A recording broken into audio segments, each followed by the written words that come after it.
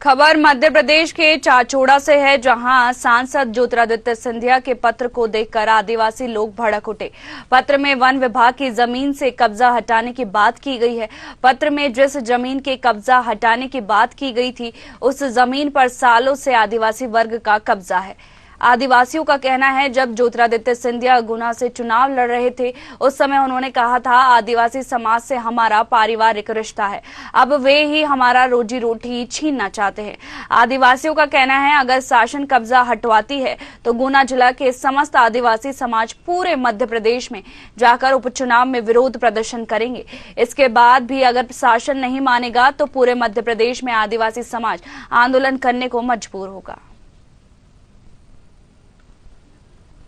क्या कल जो माननीय सिंधिया जी केंद्रीय मंत्री जी का एक बमोरी के आदिवासियों को लेकर एक उन्होंने पत्र लिखा है, जिसमें आदिवासियों को जो जंगलों में बसे हैं, जो निजी भूमि उनकी 2-2 4-4 बीघा, उन सबको भगाने के लिए उन्होंने प्रशासन को एक पत्र लिखा और उन्होंने कहा है कि केवल भील आदिवासियों ने कब्जा कर रखा है इन सबको जंगल से, और जो जबकि उनकी सबकी वो निजी भूमियां हैं। और मैं माननीय सिंधिया जी से मेरा अनुरोध है कि बमोरी क्षेत्र में से भाजपा के सैकड़ों नेता जिन्होंने हजारों बीघा पे कब्जा कर रखा, तो केवल एक वर्ग विशेष पर एक केवल आदिवासियों को निशाना बनाना उनके लिए ठीक नहीं है।